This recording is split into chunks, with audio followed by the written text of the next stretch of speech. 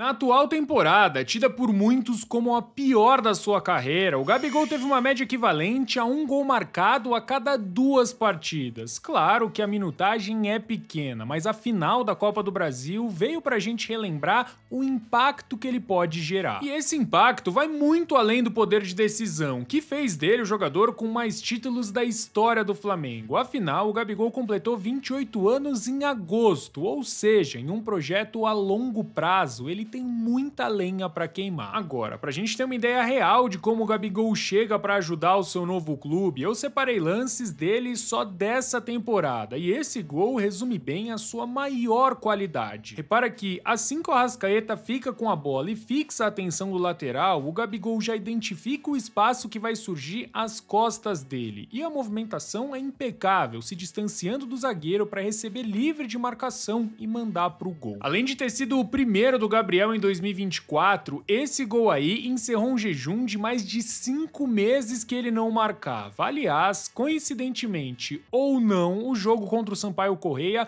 foi só o primeiro dele como titular sob o comando do Tite, que já estava no Flamengo há alguns meses. Nos 2 jogos seguintes, o Gabigol somou apenas 33 minutos em campo, 24 no clássico contra o Vasco, e diante do Botafogo ele substituiu o Pedro quando faltava menos de 10 minutos para a partida acabar, quando o Flamengo já defendia a sua vantagem. Agora, de novo, coincidentemente ou não, o próximo gol do Gabi veio logo na partida seguinte, quando ele voltou a ser escalado entre os titulares. E tudo começa com o Matheus Cunha encontrando um lançamento no Wesley para vencer a marcação por encaixe do adversário. Em seguida, a bola se oferece para o Luiz Araújo, que foi perfeito no X1 e já mapeou a entrada da grande área procurando o Gabriel. Nota como ele tá sempre nas costas, no ponto cego do zagueiro. É verdade que o passe chega na medida, mas também me chama atenção a qualidade na finalização. Mesmo preterido pelo treinador, que além dos motivos extracampo, também nunca escondeu a preferência de jogar com um centroavante mais de área, é inegável que o início de 2024 do Gabigol foi promissor. Ou pelo menos era promissor. Afinal, mais do que voltar para o banco de reservas nas 3 partidas seguintes, em março o Gabigol pegou 2 anos de suspensão pela tentativa de fraudar um exame antidoping. O pedido de efeito suspensivo foi aceito no final do mês de abril e literalmente no dia seguinte, no dia 1º de maio, o Gabigol entrou na reta final daquela vitória magrinha contra o Amazonas pela Copa do Brasil, um erro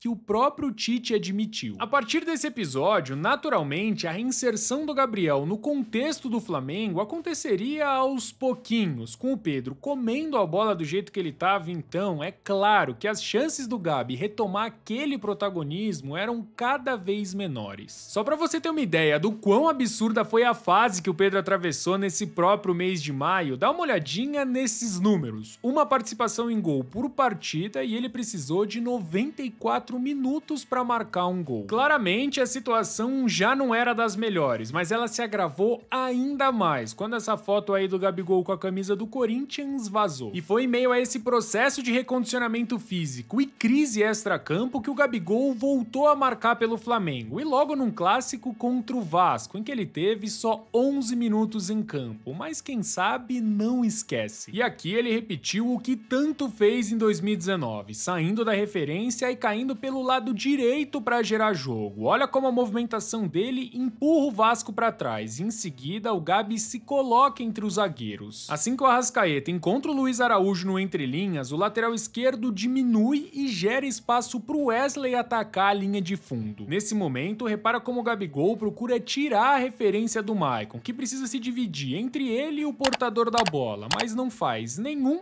e nem outro. Assim, o Gabriel fecha a maior goleada desse Brasileirão. Já no mês seguinte, mesmo ainda longe de assumir a titularidade, o Gabriel teve uma sequência boa e, como sempre, decisiva no Campeonato Brasileiro. Ele entrou com o Flamengo perdendo por 2-1 do Fortaleza em pleno Maracanã e chegou a marcar o gol de empate, que foi invalidado por um impedimento milimétrico. No jogo seguinte, aos 43 do segundo tempo, o Gabriel converteu o pênalti que garantiu os 3 pontos contra o Criciúma. Isso sem falar que ele também evitou o empate logo na partida seguinte, contra o Vitória no Barradão. Faltava faltava menos de 1 minuto pro fim do tempo normal quando o Gabigol deixou o Carlinhos cara a cara com o goleiro. Além das questões com a comissão técnica, o que mais uma vez jogou contra a possibilidade do Gabigol flertar com a titularidade do Flamengo foi a ótima fase do Pedro. Afinal, até o confronto contra o Vitória, o Pedro vinha de uma sequência de 8 jogos participando de gol, e de quebra ele marca contra o Atlético Goianiense e também na partida seguinte, pela Copa do Brasil diante do Palmeiras. Visando a volta dessas oitavas, o Flamengo poupou boa parte dos seus titulares no jogo contra o São Paulo fora de casa pelo Campeonato Brasileiro, e foi aí que veio a terceira oportunidade do Gabigol entre os 11 iniciais do Tite. Partida sem destaque do Gabigol, que dias depois, no jogo de ida da Libertadores contra o Bolívar, sentiu a coxa, saiu lesionado e ficou mais um mês de molho. O retorno aconteceu em setembro, mês que ficou marcado pela eliminação do Flamengo na Liberta contra o Peñarol e, consequentemente, a demissão do Tite. Com a efetivação do Felipe Luiz como técnico, veio também a primeira sequência do Gabriel entre os titulares do Flamengo. Decisão facilitada, é claro, pela lesão do Pedro, mas a gente também não pode negar que o Gabigol aproveitou muito essas chances. Além do gol contra o Juventude e os dois na final da Copa do Brasil, o Gabriel também foi importante na ida contra o Corinthians, por exemplo, e só foi substituído na volta por conta da expulsão absolutamente infantil do Bruno Henrique. É claro que eu posso estar completamente enganado, mas depois de fazer essa retrospectiva e olhar no detalhe o que foi o 2024 do Gabigol, a minha sensação é que se ele tiver sequência, é um jogador que pode e vai render muito no futebol brasileiro. Mas agora eu quero saber a sua opinião. Primeiro, sobre o Gabigol em geral e as expectativas para 2025, mas principalmente sobre qual time ele se encaixa melhor. O Cruzeiro do Fernando Diniz ou então nesse projeto de reconstrução do Santos para 2025? Deixa aqui nos comentários, mas não esquece do like e de se inscrever no nosso canal.